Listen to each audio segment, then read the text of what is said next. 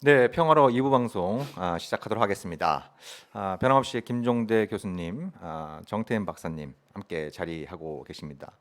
근데 우리 김종대 교수님은 학사 출신인데 좀 교수 네, 아니 되셨고, 뭐 어떤 해당 전문 네, 분야에 몇 년 이상 예, 경력이라면 외부 강사가 될 수 있어요. 그렇죠. 예, 예. 예. 저 모르시죠? 케인즈가 경제학 박사 없어요.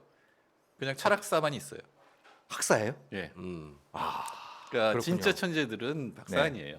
예. 옛날에 이어령 교수도 사실은 석사도 나이 꽤 늦은 나이에 받으시고. 그분들은 아주 예외적인 경우고, 예. 하긴 요즘 본인은 뭐 그분들하고 뭐 이렇게 지금 견주시는 건 아니죠? 아이 뭐 그런 건 그걸 어떻게 아니죠. 알겠어요?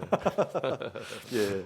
그래 우리 정태인 박사님, 예. 30년 동안 박사를 알고 있는 분들이 굉장히 많았어요. 예. 그렇지만 이번에 박사학위를 받으셨는데, 박사 받아서 도움이 되는 건 딱 하나인데 네, 남들이 박사라 그럴 때 그걸 부정하지 않아도 되는 네, 네, 일이죠. 네, 이거 편해졌어요. 네. 이제 코칭 가지고 더 이상 해명을 안 해도 되는. 예. 2부 순서에서 이제 그 우리 정태인 박사님께서 최근에 미중 관계, 특히 기술 전쟁에 대해 상당히 관심이 많으신 것 같아요. 네. 그래서 미중 기술 전쟁이라고 하는 표현을 한 칼럼에서 쓰셨는데 전쟁이 맞습니까? 기술 전쟁이? 적어도 미국은 목숨 걸고 덤벼들고 있는 것 같아요. 네. 그러니까 그 이전에도 그러니까 중국이 아니더라도 다른 나라가 좀 크면 미국이 경제적인 전쟁을 일으킨 경우는 많이 있습니다. 네. 그러니까 대표적인 게 뭐 소련도 그렇습니다만 80년대 일본이 사실 80년대 들어가면서 저펜에스 넘버원이라는 책이 대베스트셀러가 되고 네. GDP에서 따라가고 있었어요. 네. 근데 86년에 플라자 협정과 반도체 협정 이후에 이 일본은 설비 투자나 이쪽보다는 부동산 투자로 갔고 그게 여태까지 일본의 그렇죠. 결정 부동산, 주식 네. 이쪽으로 그리고 가서 그게 이제, 예. 붕괴되면서 일본이 마이너스 또는 제로 성장을 지금 30년째 하고 네. 있잖아요. 그 비슷한 것들이 추억을 하고 있는 것 같아요. 네. 이른바 미국의 그랜드 시오리 뭐 이런 거 하는 스트래티지 이런 거 하는 사람들이 그런 생각을 하는 것 같고 그거 갖고 논란이 많았는데 트럼프를 계기로 해서 확실하게 네. 그쪽으로 중국을 공격하는 쪽으로 그래서 트럼프가 되면서 정말 무차별적인 관세 공격을 하다가 네. 드디어 이제 원래 핵심인 기술 경쟁까지 간 거죠. 그 정도 가지고 중국이 무너지지 않으니까 네. 핵심인 기술 경쟁으로 들어간 거죠. 그전 시작은 2015년인가요? 이제 중국에서 이른바 중국 제조 2025 예예예. 예, 그걸 발표를 하면서 단순히 이것이 이제 뭐 제조 부흥 계획 정도가 아니라 이른바 4차 그 산업혁명의 핵심적인 분야 에서 이제 중국이 집중적인 투자를 해서 세계 1위로 올라서고 거기서 그치는 것이 아니라 이거를 군사 기술로도 전용을 해서 군사 굴기에도 적극적으로 이용한 듯한 이런 어떤 조짐들을 보이면서 이제 미국에서 이제 경계심이 좀 높아지기 시작했던 것이죠. 그렇죠. 예. 예, 2010년대가 되면 미국 안보 기관에서는 계속 그걸 얘기를 합니다. 네. 중국의 스파이 뭐 이런 거를 얘기를 했는데 실제로 그거가 기술 전쟁 형태로 된 거는 2017년 12월에 네. 왜 멍원자 부회장을 화웨이 부회장을 캐나다에서 체포를 하잖아. 이거 진짜 없었던 일인데 네, 네. 기억납니다. 예, 화웨이의 부회장을 그것도 창립자의 딸이거든요.를 외국에서 체포를 해서 송환을 하거든요. 그러니까 이거는 확실하게 이제 전쟁 개시를 선언한 사건이라고 볼 수가 있죠. 네. 화해를 골라 때리는 이유. 그러니까 조금 전에 말씀하신 예. 제조업 2025의 핵심이 5G입니다. 네. 근데 이 4G에서 5G로 한 단계 올라가는 거긴 하지만 네. 그것이 가지는 의미는 우리가 흔히 얘기하는 4차 혁명, 그러니까 AI와 빅데이터 그리고 IoT, 그러니까 사물간 인터넷. 예. 예컨대 무선 자율차가 가려면 계속 정보가 정확히 전달이 돼야 되고 그러니까 AI와 빅데이터가 분석한 정확한 정보가 전달되고 이 정보가 끊어지면 안 돼요. 그렇죠. 끊어지면 사고 날 위험이 커지고. 그렇죠. 멍 떨어지는 네. 순간 사고니까. 근데 그걸 가능하게 해주는 기술이 5G인데 네. 정말로 저는 놀라는 게 중국의 캐치업 속도인데 따라잡는 속도가. 예, 첨단은 좀 어렵지 않겠느냐 생각했는데 따라잡았어요. 지금 화웨이가 5G 설비 1위입니다. 세계 1위. 예, 세계 1위고 그 비중도 굉장히 커요. 예. 2위가 에릭슨 그다음에 노키아 그리고 삼성인데 네. 나머지 비중보다 더 커요 화웨이가. 당연한 것이 일단 국내 수요가 엄청난 데다가 그렇죠. 예. 이게 또 뭐랑 연결돼 있냐면은 1대1로 하고 연결돼 있어요. 네. 그래서 1대1로를 놓으면서 5G도 같이 하고 1대1로의 허브 도시에는 스마트 시티를 건설해 주겠다라고 네. 지금 중국이 제한을 하고 있거든요. 그러니까, 네. 그러니까 금융 지원을 하는 동시에 중국의 화웨이라고 하는 5G 기업이 너희 그 허브 도시를 스마트 도시로 만들어주겠다고 하고 있는 거예요. 네. 그러니까 엄청난 힘을 발휘하고 있는 거죠. 네. 제가 중국에 처음 간 건 동북아위원회 때 2003년에 갔을 때는 물론 이제 큰 건물도 생겼는데 5성급 호텔에 문짝이가 안 받는다든가 그리고 청와대 그 부근에 중간촌이라고 하는 거대한 클러스터를 만들고 있었는데 그렇죠. 예. 굉장히 그러니까 건물만 올라가지 굉장히 영성한 그런 느낌이었는데 네. 지금은 첨단에서 따라잡았습니다. 네. 특정 부분에서는 따라잡았고 미국의 실리콘밸리를 흉내내려는 전 세계 정부가 흉내내려는 시도가 있었는데 지금 유일하게 중간촌과 선전의 클러스터가 실리콘밸리를 따라잡았다고 평가를 받고 있거든요. 네. 그리고 어우, 진짜 무서운 속도로 따라잡았네요. 석사 이상의 과학기술자 숫자가 중국이 유럽하고 미국을 합친 것보다 많습니다. 그러니까 실리콘밸리에 가보세요. 중국 사람이 드글드글해요. 네. 네. 그러니까 이 숫자가 엄청나고 구글로 뭘 검색해도 학술 구글로 뭘 검색해도 중국이 반이 넘습니다. 제가 최근에 그린 뉴딜하고 탄소세 관련해서 검색을 했더니 90%가 중국 학자들이에요. 아, 그 정도예요? 예. 그러니까 세계적인 논문에 쓰여진 게 이건 무슨 네. 얘기냐면 중국 정부가 지금 탄소세를 가지고 그린 뉴딜과 같은 이런 문제를 해결하려고 하는구나라는 걸 네. 느끼게 해주는 거죠. 네. 그러니까 저 같은 사람도 굉장히 무서움을 느끼는데 미국 입장에서는 아직은 미국이 압도적으로 우위지만 특히 군사력에서는 그러나 중국이 따라오는 거를 옛날에 일본을 했듯이 꺾고 싶다, 꺾을 네. 수 있다라는 게 지금 미국 내의 어떤 분위기 같아요. 네. 그러니까 그 미국의 민주당하고 공화당도 엄청 싸우잖아요. 우리나라 두 당처럼. 네, 그 이상인 것 같아요. 우리나라 닮아가고 이제 있더라고. 그 이상인 것 근데 같아요. 이 두 예, 당이 싸우는 거 초당적 협력을 하는 게 딱 두 가지가 있는데 근데 우리나라에선 대통령이 국회에서 연설했는데 야당 지도자가 그 연설문을 갖다 보는 앞에 찍고 이러지는 않잖아요. 네. 지난번 트럼프가 연설했을 때 바로 낸시 펠로시 네. 하원 의장이 예, 보는 앞에서 연설문 찍고 펠로시가 그 정도 예. 했으면 누군가 또 할 거예요. 네. 저 이쪽에 또 국민의힘에도 여전사들이 많았어요. 어쨌든 두 두 개만 가지가, 두 개는 하나는 중국에 대한 전쟁, 또 하나는 북한 제재에 대해서는 초당적이에요. 그러니까 이게 미국의 어떤 군사 안보 전략 이쪽 하는 사람들이 한쪽으로 몰려가고 있다라는 생각이 많이 듭니다. 네. 그만큼 위협을 느끼고 있는 거죠. 네. 근데 이제 5G가 화웨이가 최고 수준에 오르니까 이제 미국이 공격을 시작한 거죠. 관세만 해도 이런 엉터리 같은 무례한들이 있나 이런 생각을 들었는데 네. 지금 화웨이에 대한 공격은 뭐 이건 국제 규범을 완전히 벗어난 상태입니다. 네. 그러니까 미국의 분위기는 이번에 못 꺾으면 죽을 꺾어놓지 않으면 영원히 기회가 안 온다. 이런 네. 인식이 좀 강한 것 같고 그게 마치 이제 거울 보듯이 거울 영상 효과를 일으켜 갖고 중국 쪽에서는 이번에 밀리기 시작하면 영원히 미국 못 따라잡는다. 네, 그래서 끝까지 싸우자. 그러니까 이제 사실 뭐 우리가 일부에서 다뤘던 BTS 발언 논란도 올해 한국 전쟁 70주년을 맞는 해입니다만 중국에서 이제 항미 분위기, 항미 원조. 그러니까 중국이 신중국 건설 이후에 미국과 사실상 처음이자 마지막 전쟁이 한국 전쟁이지 않습니까? 그래서 이제 한국 전쟁도 중국에서 굉장히 각별한 의미를 갖고 있는데 미국과의 이 경쟁이 굉장히 좀 치열해지는 이런 어떤 상황에서 한국 전쟁 때의 그런 어떤 교훈을 갖다 다시 한번 좀 호출해내는 이런 과정에서 BTS 발언이 이제 그 알려지면서 좀 중국 일부 네티즌들이 과잉 반응하고 이렇게 이런 부분들이 좀 나타나고 있는 현상도 좀 발견이 되는 것 같은데 그래서 그 중국 쪽의 분위기도 그러니까 경제적인 관점에서 볼 때 어찌됐든 중국 공산당이 가장 중시하는 게 경제 발전이고 그렇지 않습니까? 예. 근데 이게 미국의 무역 전쟁 또 이제 화웨이를 비롯한 이런 첨단 기술에 대한 제재 이런 것들이 중국 경제에 굉장히 큰 부담이 된다고 한다면 그래서 초기에는 중국이 꼬리를 내릴 거다 이런 전망도 많이 있었는데 경제적으로 볼 때 중국의 어떤 자신감의 뭐 이렇게 근거 이런 거는 어느 쪽에서 발견이 가능할 것 같습니까? 그 중국이 정말로 수출 주도 그러니까 한국하고 비슷한 일본하고 비슷한 수출 주도 공업화에 성공한 나라 맞는데 네. 2007년 8년 금융위기 이후에는 내수 주도형 경제로 바뀌었어요. 네. 그러니까 그 전에는 수출이 지금 우리나라 수출이 한 45%째 총 생산의 네. 그 정도를 넘어선 60%에 올라간 적도 있었는데 지금은 20% 이하로 떨어졌습니다. 불과 한 10여 년 사이에 한 3분의 1 정도 예, 내수 줄인 주도 거네요. 네. 경제예요. 그리고 미국의 압력을 안보와 경제를 엮어서 압력을 가하니까 시진핑이 내놓은 게 쌍순환 이런 개념이거든요. 네. 더블 서큘레이션은 내부를 키운다라는 거예요. 그러니까 내수 주도 경제를 해서 외부에 의해서 압력을 받는 거를 좀 줄인다라는 건데 네.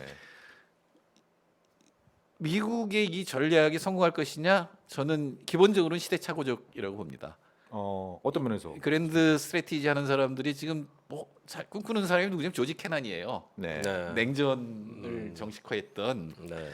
근데 그때와 정말 달라진 거는 여러 가지가 달라졌지만 정말 달라진 거는 소련과 미국의 연간 교역량이 20억 달러였어요 당시에. 소련과 미국 미국에. 간에 예, 1950년대. 50년대.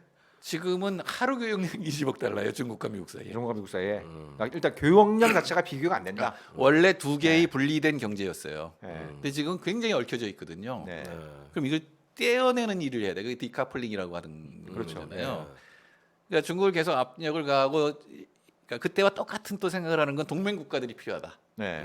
소련을 포위하기 위한 동맹 네. 국가들에게 압력을 가하는 거를 시작했죠. 네. 바이든이 되면 조금 점잖아질 거예요. 트럼프는 기분 나쁘게 하면서 돈 내고 우리 동맹하라 그러니까 이제 여러 가지 반감이 있었지만 하여튼 동맹을 가지고 안보도 그렇고 경제도 중국을 포위하겠다라는 게 과거의 냉전을 그대로 옮겨 놓은 거죠. 네. 예.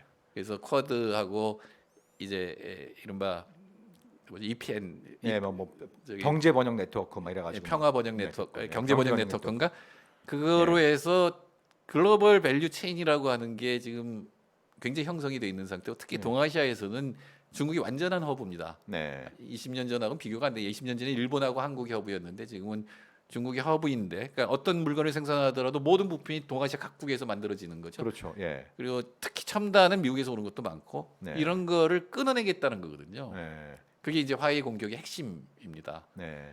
그러니까 이게 성공할 거냐? 전 실패할 거라고 보고 중국은 그거에 대비해서 이미 전략을 많이 세웠고 그러니까 제조업 2025의 핵심은 반도체 산업이에요. 5G하고 연결돼 있기 때문에.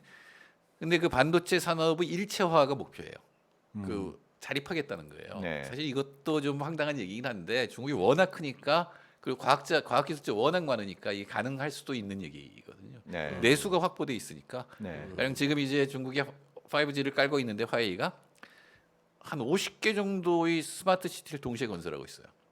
근데 중국이 원래 실험을 하잖아요, 먼저. 예. 예. 그러니까 우리나라도 스마트 시티 한두 군데 지금 하고 있을 텐데, 근데 그거를 그러니까 상하이가 큰 나라, 큰 도시, 거대 도시, 네. 50만 도시, 5만 도시 이런 식으로 분류를 해서 아주 다양한 방법으로 실험을 하고 있거든요. 네. 그러니까 그 정도로 내수가 풍부하기 하고 과학기술 인력이 풍부하기 때문에 이 싸움은 끌고 가면 미국이 불리합니다. 그러니까 시간은 중국 편이다라고 하는 예, 그건 이제 뭐 확실히- 중국에 좀 확신이 있는 것 같고, 그러니까 미국이 화해를 때릴 때 1차적으로는 화해 물건 사지 마. 네, 그거 이런 쪽은 이제 중국의 내수 확대를 통해서 돌파를 했고. 얘가 첫 번째도 냉전 네. 그러니까 메카시가 연상이 되거든요. 네. 메카시 때 사람들 잡아들인 이유가 스파이라는 거 아니에요. 그랬죠. 예. 지금도 화웨이가 스파이라는 거 아니에요. 네. 화웨이 설비나 소프트웨어를 쓰면 백도어를 백도어를 통해서 통해서, 예. 다 기술하고 안보적 비밀이 흘러 들어간다는 거 아니에요? 근데 그 확인된 게 있나요? 아니, 그러니까 기업 사이에는 분쟁이 있어요 분명히. 네. 예. 근데 국가 정도의 규모에서는 없는데 예. 뭐 이라크 전쟁 때는 뭐 대량 살상 무기가 있다고 하고 쳤잖아요. 그랬었죠. 예, 예. 그거 비슷하죠. 예. 그러니까 그런 식으로 했는데 물론 미국이 그렇게 생각하면 안보적으로 그렇게 생각하면 화웨이를 안 쓰면 돼요. 5G 설비를 건설할 때. 근데 다른 나라에도 그렇게 하라고 지금 요구를 하는 거예요. 그렇죠. 예. 근데 이제 EU가 지금 굉장히 고민을 하고 있고 영국 같은 경우는 화웨이에 대해서 실제로 그런 걱정을 해서 안보적 걱정을 해서 조사를 했습니다. 예. 그래서 괜찮다라고 결론이 났고 화웨이를 쓰기로 했어요. 예. 근데 미국이 압력을 가하니까 예. 다시 입장을 끊기로 했으니까 바꿔버리고. 이건 확실히 미국의 압력이 통하는 거죠. 네. 그러나 이탈리아나 헝가리 같은 데는 뭐 노 해버렸고, 음. 그러니까 독일이 어떻게 하느냐가 관건인데 EU 입장에서도 이제 미국만 믿고 러시아하고의 안보 문제를 해결할 수는 없잖아요. 그렇죠. 그러니까 네. 자율이라는 건 굉장히 커졌어요. 그래서 그 자율을 강화하는 상황에서 중국과의 경제 관계를 어떻게 할 것이냐의 검토에 들어간 거죠. 그럼 우리나라도 마찬가지예요. 우리나라 화웨이 들어옵니다. 네. 그러니까 그러니까 이게 뭐냐면 통신업자들이 화웨이의 설비를 사와서 5G를 만드는 거예요. 우리나라는 뭐 화웨이에 들어오는 건 뭐 있죠 우리나라에 SK가 있고 LG 예, LG가 화웨이 제품을 들여오는 걸로 돼 있어요. 그랬었죠. 예. 그럼 우리나라도 당연히 난 하는지 안 하는지 모르겠는데 우리 정부도 당연히 화웨이가 미국이 주장하는 대로 화웨이 설비를 쓰면 한국의 기업 비밀이나 안보적인 비밀이 흘러 들어갈 소지가 있는지를 검토를 해야 되거든요. 네. 그래서 있다고 생각하면 우리도 화웨이 안 쓰면 되는 그렇죠. 거죠. 예. 근데 없다고 생각하면 쓰면 되는 거죠. 예. 우리나라는 그런 거예요. 네. 그 1차 수요 억제에 대해서는 한국이 이익을 볼 것 같아요. 오히려. 그러니까 미국에서 화웨이를 안 쓰면 뭐 써요? 그러니까 이제 에릭슨이나 노키아를 쓰는데 그게 한 3-40% 비싸거든요. 화웨이 거보다 예. 삼성 건 어떻습니까?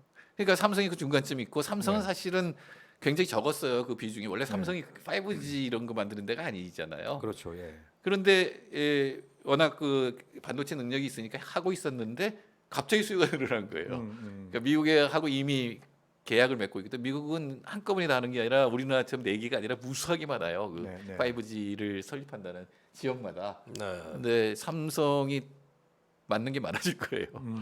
그래서 그건 1차에서는 이익인데 2차가 진짜 말이 안 되는 건데 전혀 그 정도 가지고는 화웨이가 타격을 안 받으니까 그러니까 이 차는 이제 팔지 마라 아예 화웨이에. 공급하지 말라. 예.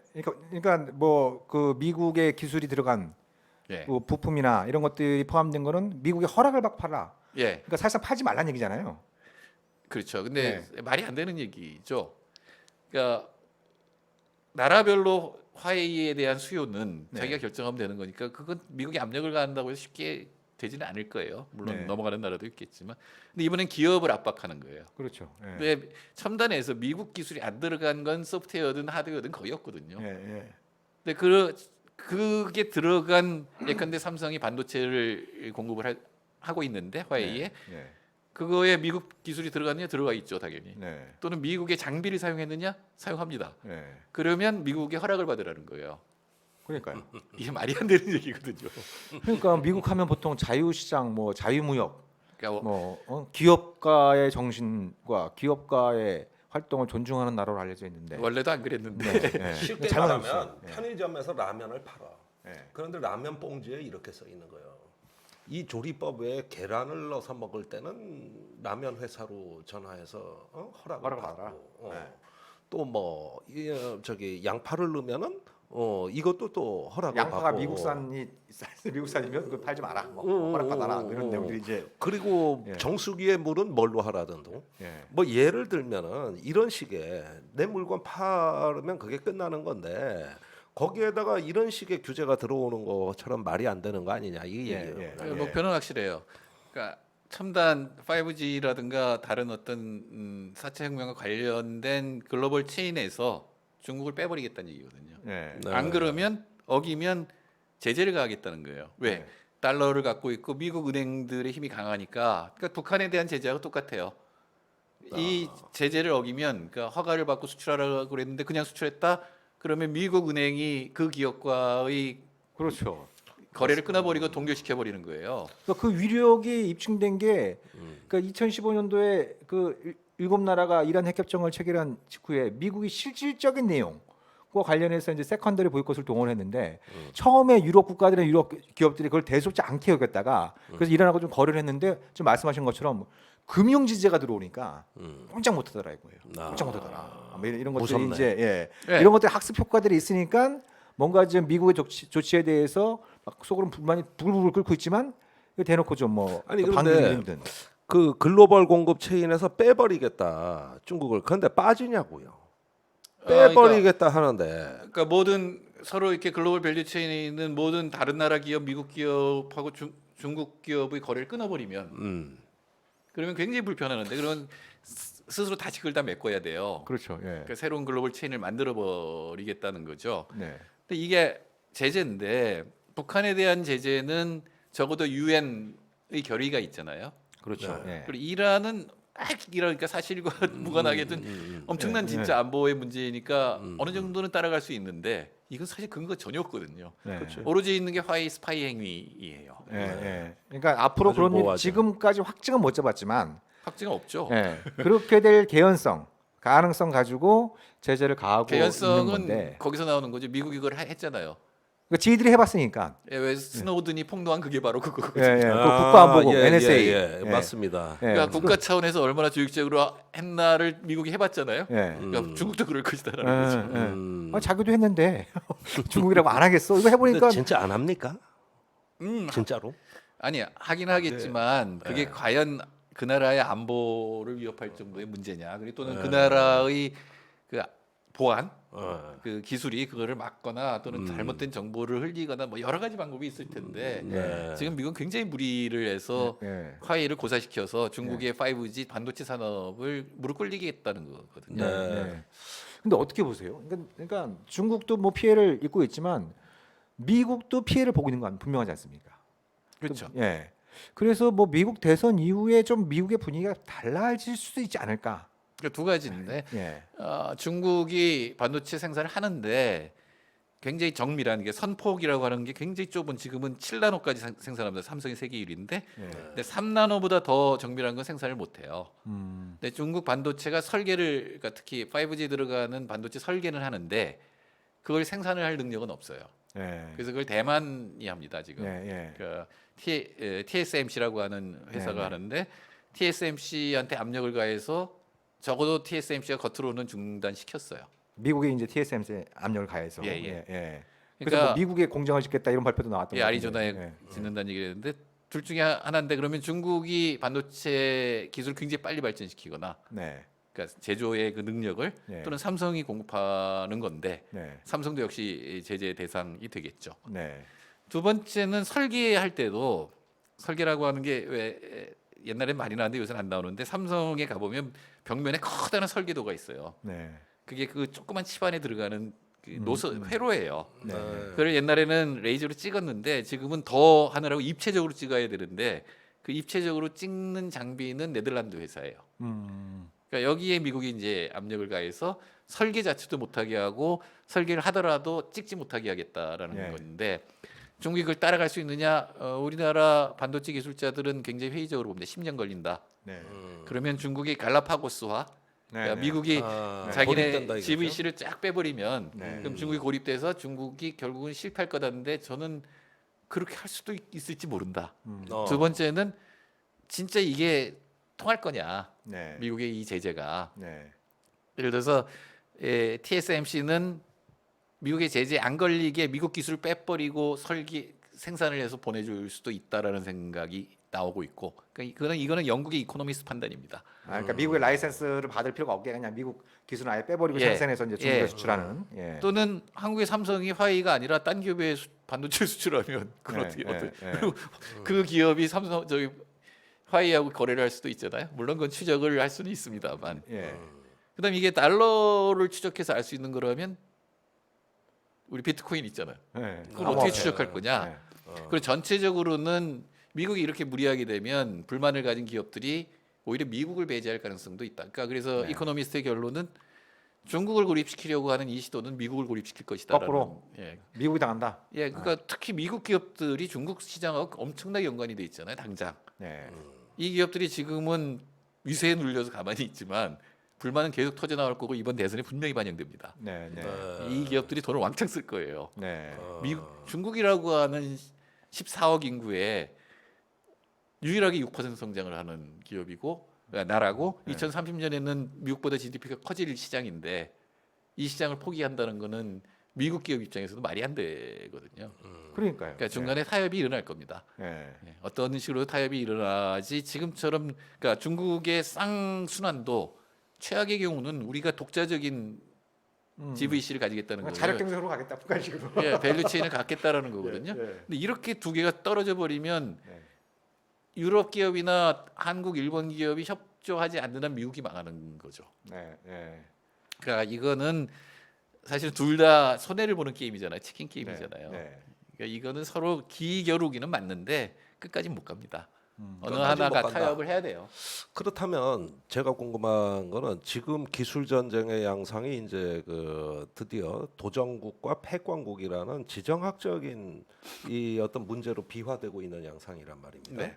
그러니까 그것이 그렇게 폭발적으로 뭐 예컨대 투키디데스 함정이라고 해서 왜 도전국가와 패권국 간에는 충돌한다는 담론 아닙니까? 네. 그러니까 이런 충돌이 과연은 통제되지 않고 계속 강화되고 지속되는 방향으로 갈 것이냐, 아니면은 지금 말씀하신 대로 어느 순간에 어떤 그 에스컬레이트가 멈춰서는 중간층이 있을 거 아니냐, 이게 거기서 절충 타협 균형 뭐 이런 식의 어떤 그 새로운 어떤 국면으로 전환이 될 것이냐, 이게 제가 가장 궁금한 대목인데 어떻게 생각하십니까? 그러니까 지금 충돌하고 있는 거죠. 네. 충돌하고 있는데 헤게모니가 전이된다기보다는 양쪽 다 헤게모니를 잡을 능력이 없어요. 아, 그 보통의 이제 사람들이 느끼기엔 지금 세계 패권은 그 미국이 장악하고 있고 중국이 세 개, 적어도 아시아 패권은 장악하려고 하는 이 두 세력 사이에 이제 지금 이 경쟁과 충돌이 발생하고 있는데, 우리 정태현 박사님께서 보시기에는 두 나라가 이미 그런 능력을, 미국은 능력을 잃어가고 있고 중국은 그 능력에 아직 도달하지 못하고 예, 있고. 그러니까 이렇게 어떻게 보시면 얘기하면 그람시가 네. 얘기하는 옛 네. 것은 무너졌으나 새 것은 오지 않은 공백 상태인 거죠. 예, 아 그람시 오랜만에 듣습니다. 아니 그 그 상태는 네. 그러니까 그래서 저는 제3지대라든가 그 다른 나라의 목소리가 중요하다는 건데 네, 그 상태는 어느 쪽도 압도를 못하니까 네. 그러니까 GDP 양 나라 합쳐야 40%안 됩니다. 아, 세계 GDP GDP에서 사진은 그러니까 네. 미국이 45년 전후에 50%가 넘었어요. 미국 네, 네. GDP 세계 GDP에. 예, 근데 두 나라 합쳐도 안 돼요. 예, 그러니까 어느 나라도 사실은 그것만 가지고 되는 건 아니고 네, 군사적 압박은 물론 할 수가 있는데 네. 이게 또 소프트 파워를 깨뜨리고 있는 중이잖아요, 미국이. 리버럴 헤게모니라고 하는 서로 경쟁적으로 까먹는 것 같아요. 리베럴 헤게모니라는 아름다운 네. 그건 다 깨졌잖아요. 지금 네. 다 안 믿잖아요. 아직은 힘 때문에 눌려서 그렇지. 그 나라들이 불만의 목소리가 같아지면 네. 공존을 할 수 있는 아는 그 다른 나라들, 그러니까 만일에 EU가 그걸 앞장서서 한다면 편해지죠. 그러니까 지금 이제 이게 이제 결론 부분에 들어가는 건데, 이건 우리의 선택과 관련된 아주 중요한 포인트일 것 같아요. 그러니까 과거 미소간의 냉전이 굉장히 첨예했을 때 이른바 제3세계, 비동맹주의 이런 것들을 통해서 뭔가 미소간의 대결을 갖다가 좀 조정하려고 하는 시도들, 그리고 그 속에서 독립적인 이익을 추구하는 그런 움직임들이 있었는데, 지금 미국과 중국 사이에 이 막가파식의 이 패권 경쟁이 격화되는 와중에 동병상련을 느끼는 국가들이 있지 않겠느냐. 네, 네. 이거 그것까지는 뭐. 맞는 거죠. 근데 이들이 그 속에서 어떤 나라에 줄을 대는 선택을 할 것이냐, 아니면 각자 별도 도생 그룹을. 방식으로. 아니 별도 그룹을 만들 수도 네. 있죠. 프랑스, 그렇죠. 독일, 네. 한국. 그래서 이 부분이 굉장히 이런 중요한 나라들 모여낼 포인트가 수 있는데, 있는 거 아닙니까? 분명히 그게 가능성이 있는데 그럼 제3세계 때 굉장히 50년대 60년대는 제3세계 너무 편했어요. 미국하고 소련이 원조 경쟁을 했거든요. 그렇죠. 이제 서로 자기 편을 근데 당기려고. 무너졌어요. 70년대 그 오일 쇼크 이후에 무너졌는데 그때는 힘이 없었던 나라들이에요. 네. 그러니까 물론 같은 반제 투쟁을 했던 그런 공통점이 있고 그걸 이끌던 리더들도 굉장히 유명한 사람들입니다. 네. 55년 반둥 회의의 기록을 보면 전 그 인도네시아에서 했는데 그 아시아의 전 민중이 환호를 해요. 왜냐면 그 앞에 나온 사람이 누구냐면 나세르 뭐 이런 사람들 나오거든요. 유고의 티토, 트위터. 중국의 주운내 뭐 이런 주운내. 사람들이 네. 쫙 끌고 가거든요. 음. 근데 그때 힘은 그때는 뭐 말도 안 되는 힘이 약했지만 지금은 그때는 나토하고 그러니까 미국, 나토, 소련을 빼버리면 그 네. GDP에 뭐 20%나 됐을까요? 근데 지금은 두 나라를 양강을 합쳐도 40%안 되거든요. 네. 사실 리더가 없는 거지 그때에 비하면 훨씬 약한 두 양강이에요. 네. 네. 그리고 군사력으로 보더라도 그때보다는 훨씬 더 줄어들었고 경제적으로 지금 완전히 얽혀 있거든요. 네. 그래서 지금은 목소리를 낼 수만 있다면 훨씬 그때보다는 유리한 네. 처지죠. 그리고 그때 네.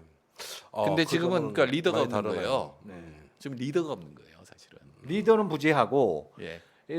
이제 이 양대 강대국 그 밑에 있는 좀 뭐 2위 그룹, 3위 그룹의 국가들은 그때에 비해서 냉전 시대 초기에 비해서는 분명히 경제를 비롯한 국가적인 위상은, 세계적인 위상은 좀 높아져 있는 네. 이런 어떤 부분들이 그 냉전 시대 초기와는 좀 다른 예. 그러니까 이런 의미가 있다. 지금 오히려 그들을 목소리를 높이고 그들을 모이기만 할 수 있다면 양쪽을 다 제압할 수 있는 거죠. 아니 그렇다면 국제기구의 역할이 더 중요해지는 시대 아닙니까? 말씀하신 그렇죠. 대로라면은 그렇죠. WTO도 얼마 전에 미국의 그 관세 폭탄이 그 자유무역에 위배된다고 판결을 했어요. 네. 그러면서 미국하고 전혀 다른 목소리를 내고 있고 또 요즘은 코로나 시대 WHO 그 네. 세계 보건기구 같은 데가 상당히 또 물론 실패했다 그러지만 그래도 중요성을 부여받으면서 세계적인 보건 협력을 촉진해야 될 중추가 될 것이고 이런 식으로 자꾸 어떤 그 국제기구라든가 이런 어떤 그 유엔을 비롯한 이런 어떤 그 국제기구의 역할이 더 강화되는 쪽으로 변하지 않을까? 네, 네네. 그러니까 지금 양강이 특히 미국이 자기가 만들어 놓은 국제기구를 무력화시키고 있잖아요. 그렇죠. 예. 네. 근데 국제기구는 적어도 결정은 다수결로 하는 거잖아요. 네.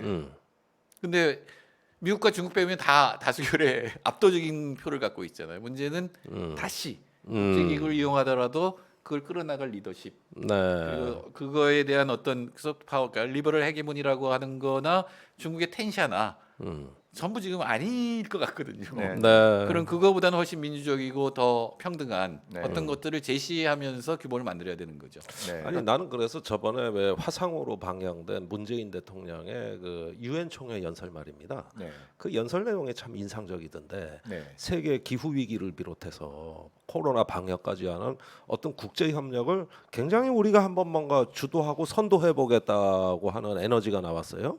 그래서 방역 기구도 국제 기구로 또 만들자는 얘기, 뭐 협력하자는 얘기, 민주성, 책임성, 투명성을 강조하는 이 코로나 시대의 어떤 새로운 어떤 기준 네. 규범 제시라든가 이런 걸 이제 중견 국가가 된 한국이 적극적으로 하면서 그 제3지대를 만들어 나가는 어떤 선도적인 역할을 하면은 어떻습니까? 그야말로 정말 국가 전략적으로 굉장히 중요한 문제 같아요. 그러니까 아시아에서 보면 결국 그 미국과는 동맹국이면서 중국과의 경제적 상호존이 굉장히 높은 두 나라를 뽑으라면 역시 한국과 일본이지 않습니까? 그래서 한국과 일본이 이 미중 패권 경쟁 시대에 어떠한 공통의 비전을 만들어낼 수 있느냐 이런 게 굉장히 중요한 관건이 될 수 있는 부분인 것 같은데 보시기에 어떻습니까? 좀 전 세계 판세를 봤을 때 이런 동병상련을 느끼고 있는 국가들 사이에서 좀 지금 이 제3세대 제3지대론과 같이 이런 중견 국가들 중심으로 한 대안적인 세계 경제 모델 이런 부분들에 대한 어떤 좀 논의들이 좀 없죠. 맹학 없습니까? 있는데 네. 동남아가 굉장히 오랫동안 그런 협력을 했잖아요. 네. 그러니까 그 모델을 어떻게 확대할까? 아차리아 같은 사람들이 그런 얘기를 하고 네. 또 영국 학파도 그런 쪽에 가깝죠. 네. 그러나 리더가 없는 리더 국가나 리더가 되는 사람이 없는 상태잖아요. 네. 네. 좀 전에 문재인 대통령이 연설을 말씀하셨지만 실제로 국내에서 실천을 한다면 그 얘기를 해야 되거든요. 네. 코로나 방역은 세계 제일 수준을 네, 네. 잘하고 있지만 네. 그린 뉴딜은 세계 최하위에 속하는 일을 하고 있고 그렇죠. 그래서 기후 악당 국가라고 예. 하는 일본과의 그거를 대통령이 이해를 못하니까 네. 기후 악당 국가란 말을 이해 못하겠다라고 자기는 잘하고 있는데 왜 그렇게 평가받는지 모른다고 생각하고 네. 있고 그때 연설문도 그렇게 써 있어요. 네. 사실은. 일본과 관계가 굉장히 중요한데 네. 사실은 물론 일본이 먼저 도발을 했지만 이렇게 크게 확대될 문제는 아니었거든요. 네. 네. 이 문제 분명히 역사 문제는 역사 문제로 놓고 시민사회가 합의해서 묘수를 찾아야지 그걸 갖다가 서로 안보까지 끌어들여 가지고 막 충돌을 해갖고 지금 여기까지 올 문제는 아니었거든요. 물론 네. 일본이 네. 너무 미국주의 붙어 있긴 네. 하지만, 네. 그러니까 외교적으로 굉장히 무능한 상태를 보여주고 있고, 그 그린 리커버리, 그러니까 이 바이러스에서 회복하는 거의 방향도 그린 뉴딜 방향이 아니고 네. 사실은 토건 방향으로 빠른 경제 성장 뭐 이런 쪽으로 가고 있기 때문에 집권 후반기에 불평등 그렇게 문제 됐죠. 해결 못 하고 있죠. 그러니까 그런 문제를 해결하면서 리더로서 얘기를 해 나가야 되겠죠. 네. 그러니까 이제 코로나 19라고 하는 그 예기치 못한 상황에 대한 어떤 대처 능력은 뭐 세계적으로도 높이 칭송을 받고 있지만 그렇지만 이게 좀 지속 가능한 어떤 뭐 이렇게 우리가 지도국까지는 아니더라도 모범 국가로서의 자리매김을 하고 말씀하셨던 뭐 그게 제3지대론이든지 중견 국가의 역할론이라든지 이 미중 충돌 시대의 대안적인 모델을 만들어내기 위해선 우리 스스로 이 지구적인 문제와 관련해서 좀 솔선수범을 보일 수 있는 해야죠. 이런 부분들이 있었는데 그게 너무 부족하다. 우리가 살기 위해서도 그래야 되고 네. 그리고 그렇게 하다 보면 어떤 리더가 될 수가 있는데 저는 자꾸 옛날에는 이렇게 얘기했어요. 소규모 개방 경제라고 그랬는데 소규모도 아니고 네. 사실은 중견국도 아니에요. 강국이에요, 그냥. 우리나라가 이미 그죠? GDP로 10위권인데 아마 코로나 바이러스 때문에 8위나 이렇게 올라갈 거예요. 네. 그다음에 또 하나의 국력을 하는 게 국방이잖아요. 그거 항상 세계 6위 뭐. 예. 정옥식 대표가 안타까워하는 5, 6위까지 올라가 있잖아요. 예. 그리고 기술이라든가 또 시민 의식도 세계 최고 수준입니다. 네. 사실 코로나 방역이 성공한 거는 일본도 잘했지만 이 국민들이 솔선수범해서 마스크 쓰고 사회적 거리 한 게 결정적이거든요. 그렇죠. 예. 저는 미국을 보면서 어떻게 저런 나라가 있냐, 그 사회적 거리두기 마스크 쓰라고 하는데 기관총 들고 나오는 시민들 그러면서 엄청 높거든요. 예, 예. 그래서 이 안보나 경제 불평등 문제에 대해서도 볼 수 있다. 그러니까 당장은 중미가 압력을 가하면 사안사마다 사드나 뭐 지금 아미 같이 네. 저 BTS 문제 같이 하면 단기적으로는 해칭을 해야 되죠. 우리가 국익에 도움이 되는 거 이건 네. 이렇게 해서 우리 이 얘기를 한다라고 하는 걸 명확히 밝히는 네. 해칭 전략을 쓰고 그걸 같이 하는 나라들하고 같이 목소리를 내는 게 필요하죠. 그러나 동시에 두 문제를 다 해결할 수 있는 아까 우리 김정대 교수께서 말씀하신 규범 제도 네. 네. 이거를 끌고 나가야 돼요. 그거의 모범을 자꾸 보여야 되거든요. 네. 그거는 미국 편도 아니고 중국 편도 아닐 거 아니에요. 규범 우리는, 바람직한 우리는 규범은. 인류의 편이다. 우리는 지구의 그렇죠. 편이다. 그렇죠. 네. 그런 것들 노력을 유엔에서도 해야 되고 WTO에서도 해야 되고 특히 WHO에서는 굉장히 지금 네. WHO가 잘해야 되는데 미국이 돈도 안 주고 무력화시켰잖아요. 네, 네, 네. 그러니까 그런 어떤 것들을 해나가는. 그러니까 단기적으로는 기본적으로 해칭이지만 우리의 국익이 이거기 때문에 이렇게 선택한다를 네. 명확히 밝힐 수 있는 네. 그런 정부. 그리고 장기적으로는 그런 마찰 속에서 실제로 두 나라에게 모두가 이익이 되는 그리고 나머지 나라에게는 정말 이익이 되는 네. 그런 국제 규범이나 제도는 이런 것들을 제시해야 되는 거죠. 네. 아니 그래서 참 중요한 말씀해 주셨는데 우리가 1차 대전 끝나고도 유사한 시도가 있었습니다. 그 우드로 윌슨 예. 대통령이 나와가지고 이렇게 참혹한 1차 대전 전쟁을 하고 이러는 것보다는 어떤 그 이제는 공동의 이익을 위해 가지고 협력하고 국제 연맹을 만들고 하면서 일견 어떻게 보면 1차 대전에 대한 안티테제로서 이 평화와 협력과 번영의 비전들이 나왔거든요. 네. 그래가지고 그렇게 되는 줄 알았어요. 또 이제 민족 자결주의라 그래가지고 네. 그 피압방 민족들과 이 식민지에 처해 있는 나라들도 이제 자기 나라 운명은 자기가 결정해야 된다 그래가지고 또 상당히 많은 어떤 그 국제 질서의 어떤 기준, 표본, 네. 모범을 세우기 했고 이게 급속도로 전파가 됐습니다. 네. 그래서 여기까지는 좋았는데 그러나 또다시 국가주의가 등장하고 우파 포퓰리즘이 등장하고 해가지고 1차 대전보다 더 참혹한 결국은 2차 대전이라는 아주 전대미문의 비극으로 또 갔단 말입니다. 그랬었죠. 그러면은 우리가 지금 상황이 그때처럼 어떤 표준을 만들고 규범을 전파하고 이런 것까지는 좋은데 이 세상은 현실은 여전히 오히려 점점 더 이런 어떤 그 협력이 어려워지는 세상으로 가고 굉장히 이 세계에는 불확실, 불평등, 불안정 이런 어떤 그 부정적 요인들이 더 커지면서 결국은 이런 어떤 선의마저도 짓밟히는 거 아니냐. 네. 솔직히 그 불안하다거든요. 저는 굉장히 불안한데요. 네. 그러니까 연맹하고 연합은 비교해 보면 연합은 확실히 성공. 네, 그건 성공적이죠. 예, 브레튼 우즈 체제라는 걸 만들고 나토와 소련이 대립했지만 그러니까 브레튼 우즈 체제를 만들고 그다음에 유엔을 만들어서 양쪽을 수렴해 왔는데 그 국제 기구들 같은 것들이 이제 변화해야 되는 거죠. 현실이 바뀌었으니까.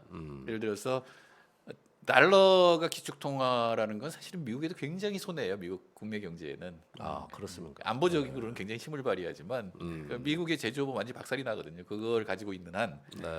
그러니까 여러 개의 통화가 공존하는 어떤 시스템이 원래 케인즈가 맨 처음에 생각했던 그거였는데 그런 시스템으로 가는 것들이 있고 그러니까 국제 제도에서의 안보리의 문제 같은 것들 또는 IMF나 이런 데서 너무나 미국이 많은 거부권을 갖고 있는 사실상 네, 네. 이런 것들 제도적으로는 그런 걸 조정하고 규범적으로는 그러니까 리버럴 헤게모니가 갖고 있는 가장 큰 문제는 시장 경제를 만들고 민주주의화할 수 있다고 그러기 위해서는 정권을 무너뜨릴 수 있다는 거 아니에요. 그렇죠. 특히 리버럴 헤게모니 네. 이 매파들은. 네. 근데 그게 완전히 파탄이 난 상태 아닙니까? 네. 네. 그러니까 우리가 생각하는 가치가 정말 뭘까? 진짜 민주주의라는 건 어떤 걸까? 네. 그러니까 저는 지금의 미국 진짜 재밌는 나라예요. 그러니까 전체 득표수에서 이겨도 그 칼리지라고 하는 이상한 제도 때문에 뒤집힐 수 있는 걸. 이게 통계의 마술이 여전히. 그러니까 우리나라 같으면 벌써 문제가 됐을 텐데 예. 그걸 아직도 갖고 오고 있고 맨날 그것 때문에 또 걱정을 해요. 여하튼 이게 단순하게 이렇게 다수 대표 이렇게 선거만 해서 민주주의가 되는 건 아니잖아요. 그러니까 네. 그런 부분들까지 토론하면서 그리고 지금 당장은 전 세계가 다 걸린 문제들이 기후 위기나 코로나 바이러스 기후 위기 그리고 불평등 이런 문제들을 그렇죠. 네. 해결해야 되거든요. 네. 네. 그러니까 그런 것들을 미국과 중국이 싸우느라고 못한다면 다른 어떤 나라들이 그걸 갖다가 주장하고 끌고 갈 수가 있는 기회죠. 그렇죠. 예. 그러니까 이 부분을 저는 조금 더 전략적으로 한번 심화된 토론이 좀 필요하다고 봅니다. 네. 사실은 그런 선의를 가진 나라들은 옛날에도 많았고 또 중립국을 선포하면서 왜 그 연합국과 주축국으로부터 선택당하지 않고 자기 스스로 자존을 지키겠다 이런 나라들 많았는데 막상 전쟁이 일어나니까 그 나라들부터 개피 보더라고. 대표적으로는 벨기에입니다. 네. 예, 독일이 제일 먼저 쳐들어간 나라예요. 그렇죠. 제일 우습게 보고 또 저기 부끄라파 나라들 있어요. 스웨덴, 핀란드 이런 나라들 다 형식적으로는 중립입니다. 그런데 이제 사실은 양쪽에 농락당했어요. 히틀러한테는 그러니까 철광석 자꾸 저기 들고 이렇게 되고. 전강기를 머릿속에 넣고 계신데 물론 안방하면 그렇게 돼요. 요즘 읽고 계신 책이 그러니까 1차 대전과 2차 대전 사이를 보면 너무 절망적이거든요. 예, 예. 2차 대전 이후에 적어도 70년대 중후반까지는 굉장히 안정적인 시스템이었거든요. 네. 저는 그러니까, 뭐 뭐 우리가 역사를 통해서 뭐 여러 가지 교훈을 길어올 수 있겠지만 어찌되었든 중요한 건 지금 이렇게 미국과 중국이 막가파식으로 막 충돌하는 건 두 나라 국민들을 위해서 일차적으로 바람직하지 않다. 두 나라 이익의 관점에서 바람직하지 않은 이게 뭐 제로섬도 아니라 이게 완전 네거티브 게임이지 않습니까? 누가 이익을 보느냐 이거보다 누가 더 피를 덜 흘리느냐 뭐 이런 쪽의 어떤 경쟁인 만큼 두 나라가 그런 것들을 스스로 해결할 수 있는 능력, 지도력을 보이지 않는다고 한다면 지금 정태인 박사님이 말씀하셨던 것처럼 동변상련을 느끼고 있는 국가들이 한번 지혜를 모아보자. 그 제일 나쁜 그걸 게 위해서 우리 국내적으로부터 먼저 솔선수범을 보이면서 지금 말씀하셨던 것처럼 한번 우리도 대전략다운 대전략에 한번 토론을 해보자. 뭐 이런 취지가 있는 거죠. 예, 당장 하지 말아야 될 거는 중국하고 미국이 똑같은데 네. 자기 내부의 국내 정치용으로 외부 위협을 과장하는 거예요. 그렇죠. 예. 트럼프가 중국이 우리를 먹고 중국 애들이 우리의 일자리를 뺏었다 그러면서 내부에 네, 네, 그러니까 민족주의 비슷한 거를 네. 국가주의 예. 이런 걸 끌어올리잖아요. 중국은 자체가 그래요. 중국 시민들이 네, 그처럼 예, 예. 이거를 자제시켜야 되는 거죠. 우리도 마찬가지잖아요. 우리 내부에 두 거대 정당이 하는 짓을 보면 네. 별것도 아닌 거 가지고 서로 목숨을 내부를 걸어요. 내부를 네. 이 단결시키는 용으로 사용해서 계속 에스컬레이트 되면서 하면서 그게 정치예요. 나머지는 다 포기하잖아요. 네. 지금 중요한 문제는 그냥 다 아무것도 안 하고 지금 있잖아요. 국정감사에서 법사위 외에는 방송이 안 돼요. 지금도 온리 추미애 장관. 예, 장관. 지금 모든 시청률이 카메라 앵글이 다 법사위로 가 있어요. 네. 나머지 상임위 국감 거의 망했어요, 사실. 그런데 그런 것만 봐도 그렇게 막 열광적으로 집중해가지고 거의 뭐 어떤 거 죽기 살기로 이제는 뭐 이렇게 과대 이슈가 되는 거 사실 뭐 나올 만한 거 다 나왔는데 또 그렇습니다, 사실. 네, 네. 그런데 이제 이런 미중 간의 갈등도 그렇습니다. 마치 이거를 우리 스스로를 압박하는 아젠다로 정치권이 활용하고 있어요. 네. 뭐 한때 안미 경중이라 그래서 안보는 미국, 경제는 중국 이런 말이 이제 설 자리 없다. 빨리 선택해야 된다. 동맹국이 대답을 원한다. 우리도 확실하게 줄 서야 된다. 이걸 갖다가 사실 미국에서 압력 넣는 것보다도 우리 자신이 수도 없이 압박을 하는 어떤 거 자기 압박. 네.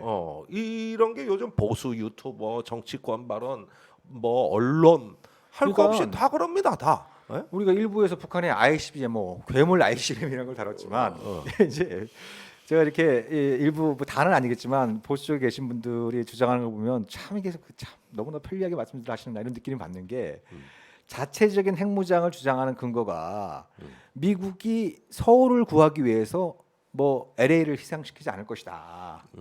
그러니까 이제 한반도 유사시 미국이 한국을 보호하기 위해서 그죠? 북한의 핵보복을 감수하면서까지 이 전쟁에 개입하지 않을 것이다. 그런 걸 하나의 가설로 세우고 독자적인 핵무장을 주장하지 않습니까? 근데 미중 또 대결 국면에서 미국에 줄 서야 된다고 생각할 때는 미국은 절대로 신의를 배반하지 않을 나라로 또 간주를 하는 거예요. 예. 아니 북한이 셉니까? 속된 말로 북한이 셉니까? 중국이 셉니까? 그런 식으로 따지면 예. 그러니까 우리가 이런 부분들 관련해서 뭐 너무 지나치게 뭐 저게 이렇게 한쪽 편 이런 쪽으로 몰고 가는 것도 큰 문제인데 저는 오늘 정태인 박사님께서 굉장히 중요한 화두를 던지셨다. 제3지대론. 좀 쌈박하게 좀 이름을 한번 다시 한번 지으시면 좋을 것 같은데. 비핵지대 얘기하고 또 한 분은 제3지대 얘기하고 그게 같은 얘기예요, 통해요. 제 양지대. 박사 논문에 쓴 게 그거예요. 가령 한반도에서의 비핵지대화는 미국하고 중국이 다 손해 보는 상황이 아니거든요. 어떻게 보면 완충지대가 되는 거잖아요. 네. 근데 그게 제3지대하고 그 아이디어가 연결돼 있는 거죠. 네. 네, 제가 저욱식 대표한테 배운 게 맞습니다. 네. 아 이것도 막판에 또 그렇게 덕담까지 연결이 되네요. 주시고 언제 한번 그 양지대론 이래서 하나 책을 하나 같이 내시든지. 당장은 제가 좀 문제의식을 느끼는 게 미중 경쟁이 되면서 이른바 현실주의자들 원래 논리는 그래야 되는데 현실주의도 아니에요. 그러니까 예컨대 핵무장을 해야 된다든가 뭐 아니면 우리나라에 뭐 핵잠수함을 만들어야 된다든가 또는 이 진짜로 추진하고 있는 그 말도 안 되는 항공모함 네. 경항공 이게 진짜 나라의 돈만 낭비하고 안보에도 도움이 하나도 안 되는 것들을 합리화하고 있거든요. 그래서 이 문제에 대해서 정말로 토론을 하고 싶어요. 네. 그런 분들하고. 네. 근데 우리나라는 맨날 추미애 애가 휴가를 제대로 갔는지 안 갔는지 갖고 지금 6개월째 싸움입니다. 6개월째. 그 전에는 조국이었잖아요. 예. 다음에 또 누가 또 나올 거 아니에요. 장관은 많으니까. 더군다나 또 이제 네, 선거도 다가오고 있고 어떻게 보면 우리가 항상 중요한 시기를 살고 있지만 어찌되었든 올 11월 달에 미국 대선이 있고 내년 1월 달에 미국의 당대회가 아니 또 북한의 당대회가 예정되어 있고 또 이제 중국도 중요한 또 이제 국가 전략을 둘러싸고 여러 가지 얘기들을 하고 있고 아마 일본도 변수가 될 수 있는 가능성이 뭐 지금은 그 미국 쪽에만 확실히 줄을 선 것처럼 보입니다만 이게 열리지 안 열릴지는 가봐야 압니다만 내년도 도쿄올림픽이 성공적으로 개최하려면 가장 중요한 파트너가 중국이거든요. 예, 그래서 올해 원래 올림픽 전에 시진핑의 그 방해 이런 것들을 다 계획을 세웠다 코로나 때문에 다 무산된 이런 어떤 상황인 만큼 일본의 움직임 이런 것들 우리가 좀 차분히 보면서 좀 여러 가지 준비를 해야 되지 않을까. 그런 의미에서 볼 때 우리는 오늘 그 정태인 박사님께서 굉장히 좀 유용한 말씀을 주셔가지고 자주 좀 나오셔야 되겠어요. 뭐 4주에 한 번씩 나오시는 거로 이 자리에 좀. 예, 오늘 두 분 수고 많으셨고요. 네. 평화로 오늘 방송 이것으로 마치도록 하겠습니다. 감사합니다. 감사합니다. 고맙습니다.